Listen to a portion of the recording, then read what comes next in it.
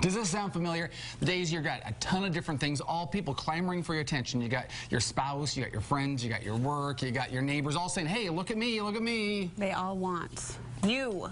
Your attention. Well, you may feel like you end up not being able to pay attention to any of them, and then everyone feels out of the loop, including you. Studio 5 relationship coach Matt Townsend says it's a chronic problem and one that even gets him. Hello, over here. Oh, pardon me. Pay attention to us, please. Sorry. And you should know about this. You recently had a little experience. You were like zoning out. You're the classic non-attention. I think that happens every day.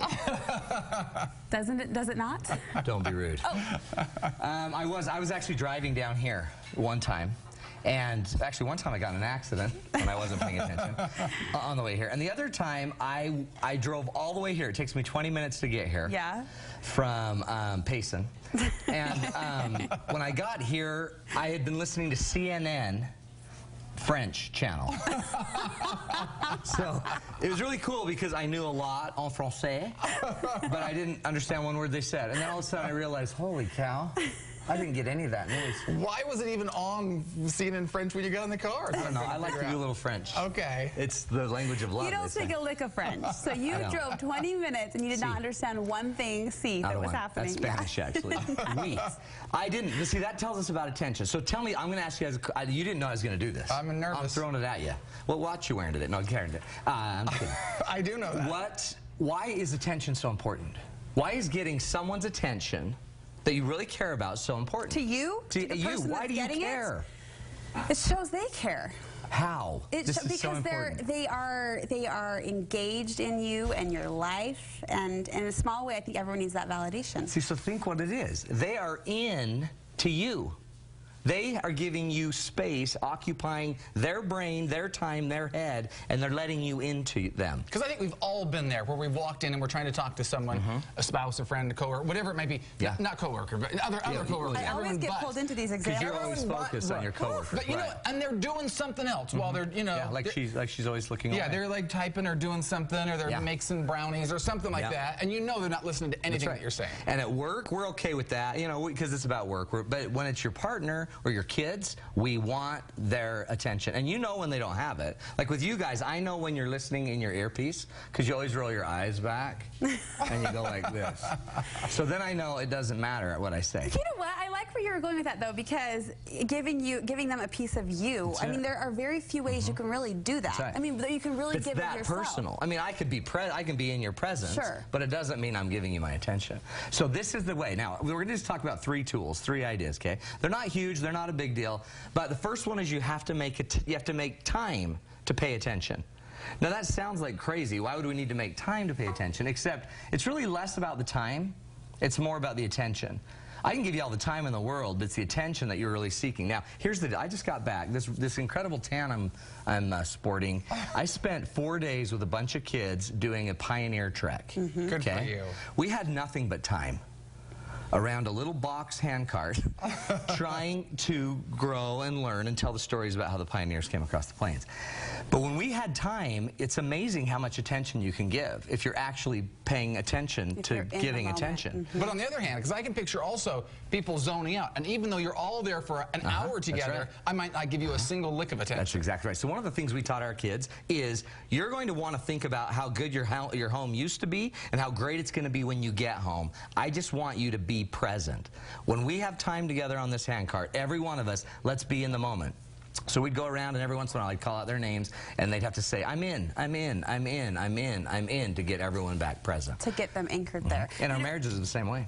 You have to be in. You have to be present. One time I had my 10-year-old sister Sadie over for a spend over, right? A weekend spend over. The whole weekend was dedicated to her, doing start to finish all things involving her 10-year-old life. And I worked my butt off to make that weekend a success. Well, then 3 weeks later, fast forward, I'm passing through. I pull through, take her out of school, get her a Happy Meal. 20 minutes in the car, but I was there with her more than I was that weekend when I was planning things. And I drop her off, and she goes, "That was the best day of my life." After I had just spent a whole weekend. But I was so stressed trying to get to activity to activity. And don't you think our world doesn't facilitate this? Our world's now so interruptive that we're not even paying attention to attention. So one thing is we got to make time for it. And there's time in the car, in the drives, when, you know, at night when you have some time to talk to each other, little phone calls here, little phone calls there. Focus in and make the time. The second key, though, is you have to notice when someone when you receive someone's full attention. When you are talking to someone and you actually know they're listening, notice it. Notice it. And then what do you think you should do? If you want to create more moments like that, what should you do when you notice it? Would you acknowledge it? Would you, or you give it back? Okay. I probably would. Eventually, I would say, after a good talk, I'd say, you know what, thanks for giving me the time. I really needed that today. Thanks for focusing on me for a few minutes there. That really felt good. To validate it. Because if we want it to grow, whatever we focus on is going to grow. So if you see someone paying attention, notice it. One of the big problems is we have people that pay attention to us and sometimes we don't notice it. And we're not in a moment where we want to give attention. Right. So we just kind of glance over opportunities, okay? So when you see it, make sure you notice it. And then the last one is to show your love by giving people attention. Try this. Just seriously try, Darren. We'll start with you. Oh, no. Darren, when you go home tonight, seriously, sit down with your cutie and just say, tell me about your day. Tell me about it. I hate that. What would she say? Oh. Say, what's wrong with you, dude? Yeah, she would. Just say, did you not watch the show? Well, she even did that yesterday because I came in and she wanted my attention and I was a little distracted with stuff. She said, no, over here. She like dragged me. She made me sit down on the couch. She said, okay, right here. Okay. And she like drew me in. I couldn't get away, but yeah, I mean, Stop it. See, I love my sweetie. That's the power, and the power. Like when we got these kids at this trek, there were so many times we couldn't get their attention, but when we finally got it, is when I noticed we had the big moments, the big kind of transcendent aha moments. Is when you have their attention, you got to keep it. You know what the average attention span is? Sorry, I wasn't paying attention. What was the question? Sorry, I'll slow down. Oh, okay. The average attention span of a human is 24 seconds. So you got 24 seconds before we're naturally inclined to do something else or think something else. So you got to keep stimulating. I love, though, back to your trek, just how you ask those kids, are you in? Are you in? It's pausing. I love that. Are you in? I do that. Asking ourselves, are you in? I do that. I do that when we start a workshop. I make everyone get in. So they're all in the room. I don't want them to fight all the way here and then not be in the room for the next 2 hours. So leave whatever you've got, leave it there, and get in. Or I do it with my kids when I teach primary, for crying out loud. It works everywhere. Those poor kids. So good to be back, by the way. I can't tell you. Off the track.